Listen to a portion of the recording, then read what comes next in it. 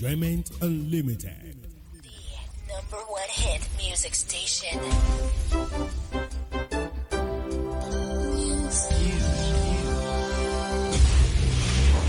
News update.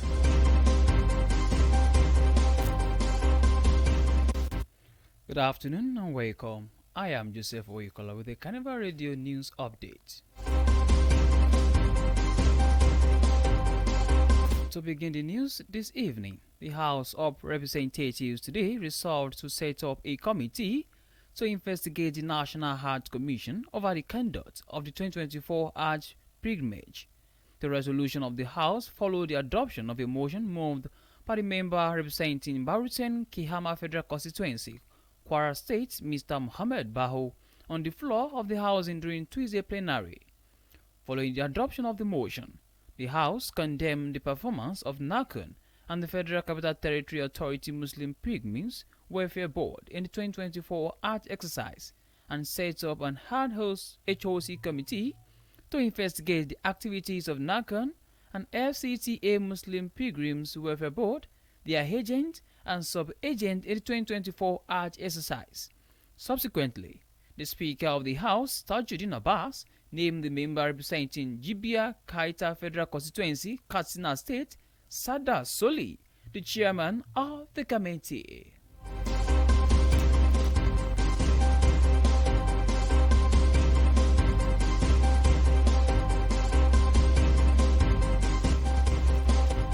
In the meantime, the Oyo State Governor, Lucky Aiyedatiwa, has constituted transition committees for the 18 local government areas and 33 local council development areas in the state.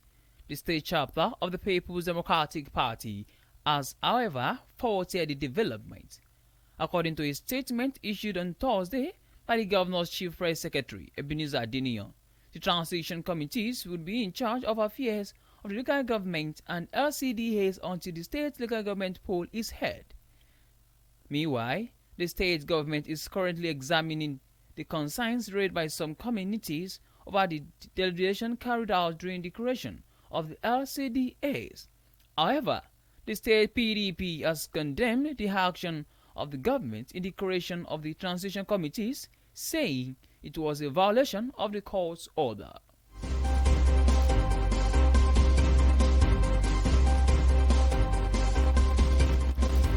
Meanwhile, the Supreme Court today barred the federal government from releasing allocations to the local government governed by unelected officials appointed by the state governor. The Appeals Court gave the order while delivering judgment in the local government autonomy suit filed by the Attorney General of the Federation, AGF Lateef Fagbemi's son, on behalf of the Nigerian government. In the judgment, Justice Emmanuel Hagim barred the federal government from further paying local government allocations through the state government, noting that the practice had been abused by governors. Justice Agim accused the state governors of retaining allocations and utilizing them as they please, so the detriment of the local government councils.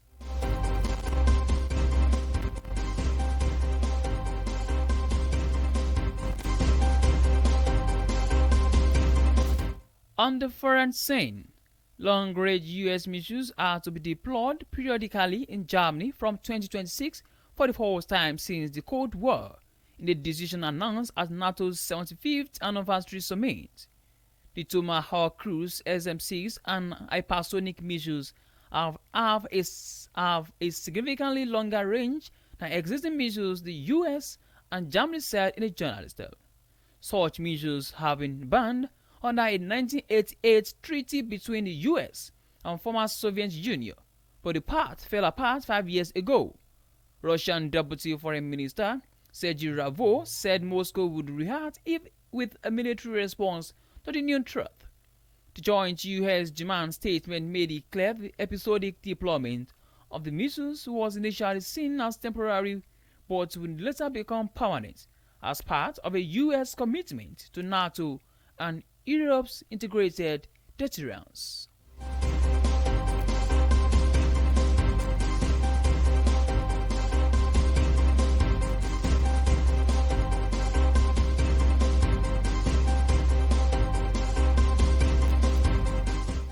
In the world of sport, England's progression to a first-ever major tournament final on foreign soil at Euro 2024 is the fruit of a decade of work on a player development program that has turned perennial underachiever into serial contenders.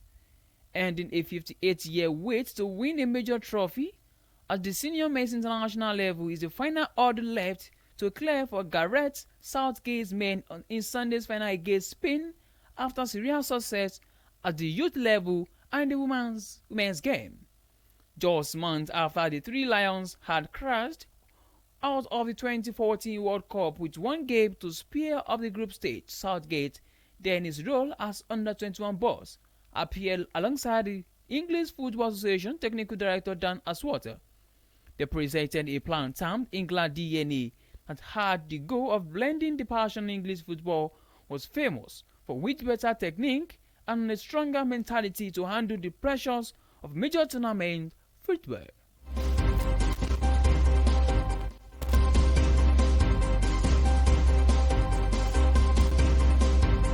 And that ends news update on Carnival Radio. Thank you very much for listening. You can download the Carnival Media app on Play Store and app iOS. You can also check out our website at www.carnivalmedia.ng. My name remains Oyo Joseph. Good evening.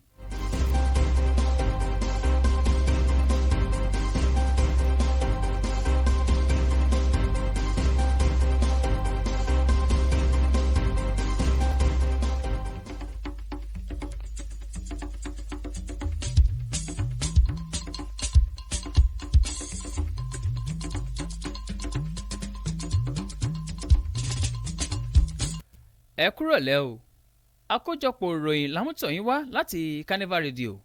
Joseph Oyèkọ́lá lóníròyìn yín.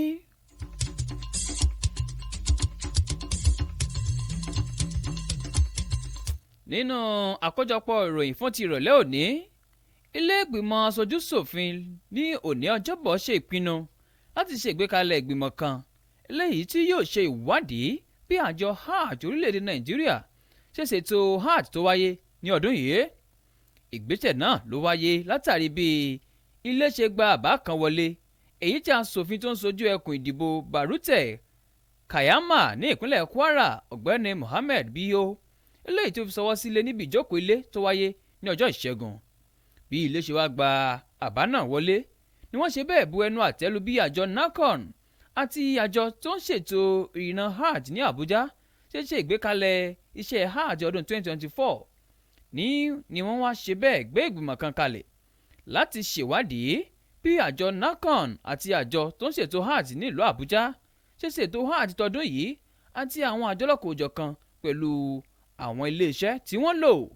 Lẹ́yìn náà olórí ilé ìgbìmọ̀ asòfin Tajudeen Abbas dárúkọ ọmọ ẹgbẹ́ tó ń ṣojú agbègbè Jibia Kaita nílé aṣojúṣòfin láti ìpínlẹ̀ Katsina Sada Soli gẹ́gẹ́ bí alága ìgbìmọ̀ náà.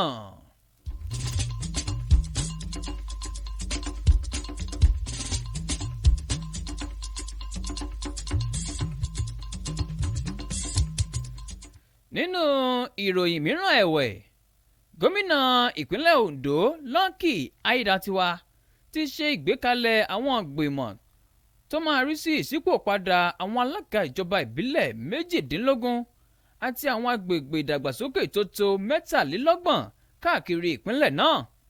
Níbẹ̀ ni ẹgbẹ́ òṣèlú People's Democratic Party PDP ní ìpínlẹ̀ náà ṣe bu ẹnu àtẹ́ lu ìgbésẹ̀ ọ̀hún.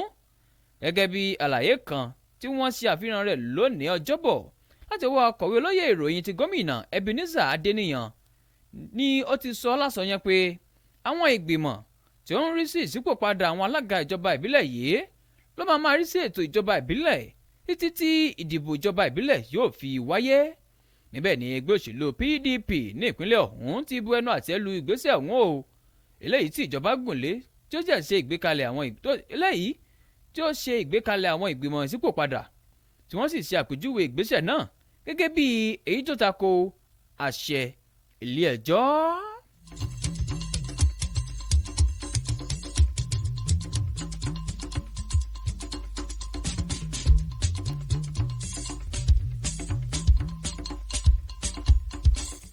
ní báyìí ilé-ẹjọ́ tí ó ga jùlọ ní orílẹ̀-èdè Nàìjíríà ti pàṣẹ fún ìjọba àpapọ̀ láti má ṣe san owó tó tọ́ sí àwọn ìjọba ìbílẹ̀ èyí tó bá jẹ́ pé ìlú kọ́ ló dìbò yan àwọn tó ń darí ìjọba ìbílẹ̀ náà tó ṣe pé gómìnà ló kàn yàn síbẹ̀. ilé-ẹjọ́ gíga náà sọ èyí di mímọ̀ lákòókò tí ó ṣe ìdájọ́ ẹjọ́ fífún ìjọba ìbílẹ̀ lágbára èyí tí alákòóso ètò òfin àti ìdájọ́ ní orílẹ̀-èdè Nàìjíríà pè Lateef Fagbemi. nínú ìdájọ́ náà onídàájọ́ Emmanuel wá fi òfin de ìjọba àpapọ̀ láti má san owó tó bá tọ́ sí ìjọba ìbílẹ̀ sí àpò ìjọba ìpínlẹ̀ o èyí tí ó ṣe àfikún rẹ̀ pé ọ̀pọ̀ àwọn gómìnà ni wọ́n ti ṣe àǹfààní náà lò. adájọ́ Emmanuel fi ẹ̀sùn kan àwọn gómìnà ìpínlẹ̀ pé wọ́n wá ná owó ìjọba ìbílẹ̀ bí ó ṣe wù wọ́n tí eléyìí dẹ̀ ń ṣe ìpalára fún àwọn ìjọba ìbílẹ̀.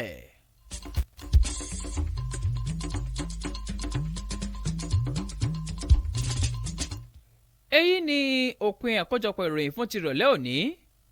ẹ lè darapọ̀ wọn lórí ìkànnì ìbánidọ́rẹ̀ẹ́ Facebook Carnival Media àti orí ojú òpó ayélujára wa www.carnivalmedia.ng. bí òjò ti ṣe ń ṣẹlulẹ̀ báyìí ẹ jẹ́ ká tẹ̀tì níbi àwọn wa ká máa dalẹ̀ sójú àgbàrá ká dẹ̀ fi ká fún omi láàyè láti sàn kọjá. ọ̀rọ̀ yìí wá láti Carnival Radio. Joseph Oyèkọ́lá lóròyìn yín kí ẹ ní àṣálẹ́ tó dára.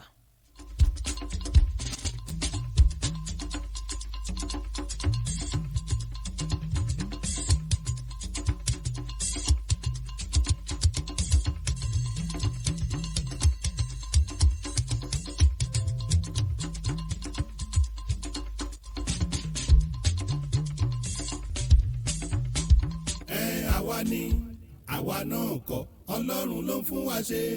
Carnival Radio ní bàbá lọ́jọ́kọ́jọ́ ọjọ́ gbogbo bí ọdún làkọ́mọ náà ti wá. ẹ má gbé kúrò níbẹ̀ o. Carnival Radio ní kí ẹ máa gbọ́. Carnival Radio ọjọ́ gbogbo bí ọdún.